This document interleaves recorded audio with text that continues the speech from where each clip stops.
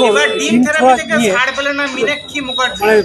রাজ্যের কাছে জবাব চেয়েছে যে এই জিনিসটা কেন হচ্ছে, বিজেপি তাড়াতাড়ি জবাব চেয়ে নিলেন হাইকোর্ট। পুলিশ চোখের সামনে দেখছিল যে আমি কাউকে ধরে নিয়ে যাচ্ছিলাম আর তার গায়ে ডিম ছুড়ছিল, পুলিশ কি চোখে দেখতে পাচ্ছিল না?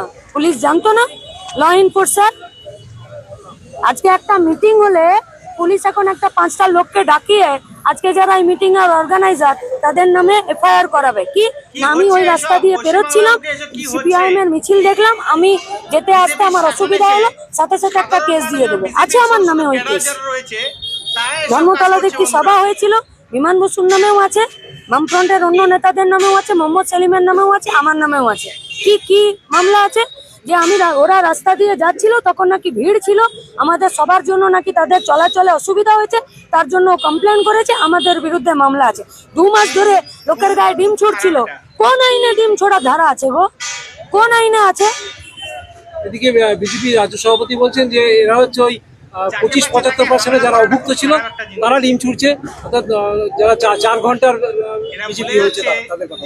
তো তোমরা তো ভালো করে ধরছো, কোথায় নেপাল না ভুটান থেকে জাহাঙ্গীরকে ধরে নিয়ে চলে এলে, তো কে 25-75-এর বকরা আছে এলাকায়, তোমরা পারছো না ধরতে? 2 মাস লেগে গেল হাইকোর্টের জবাব চাইতে পুলিশের কাছে। বিজেপি গোটা ভারতবর্ষের সরকার পরিচালনা করছে। ভারতবর্ষের সব থেকে বেশি, কয়েকটা রাজ্য বাদ দিলে বেশিরভাগ রাজ্যে বিজেপি সরকার পরিচালনা করছে। এমন একটা রাজ্যের নাম বলতে পারেন? উত্তরপ্রদেশ, রাজস্থান, মণিপুর, আসাম, ত্রিপুরা, বিহার, এমন একটা রাজ্যের নাম বলতে পারেন যেখানে ল অ্যান্ড অর্ডার সঠিকভাবে আছে? কোনো একটা রাজ্যের নাম বলে দিন। উড়িষ্যা, কলেজের মেয়ে কলেজের ভেতরে গায়ে আগুন লাগিয়ে দিল। উত্তরপ্রদেশ, কাগজের থালা বাটি তৈরি করার একটা কারখানাতে কাজ করতো, 24 ঘন্টার মধ্যে 20 ঘন্টা কাজ করাচ্ছে, 4 ঘন্টা ঘুমাতে দিত, একবেলা খাবার দিত। আর যদি পালিয়ে যেতে চাই, যাতে পালাতে না পারে তার জন্য কারখানার বাইরে পিটবুল কুকুরকে দাঁড় করিয়ে রাখতো। একে গণতন্ত্র বলে? একে? কিন্তু এই ডিম ছোড়াটা বলছি যে নতুন বিজেপি যারা কে বলছে? রাজ্য সভাপতি বলেছে বিজেপি। তার মানে হাইকোর্ট পুলিশের কাছে জবাব চাইছে আর জবাবের চাইছে আর জবাব দিচ্ছে রাজ্য সভাপতি। মানে বিজেপির রাজ্য সভাপতি জবাব চাইছে তৃণমূলের এই পুলিশের কাছে, আর উত্তর দিচ্ছে বিজেপির রাজ্য সভাপতি।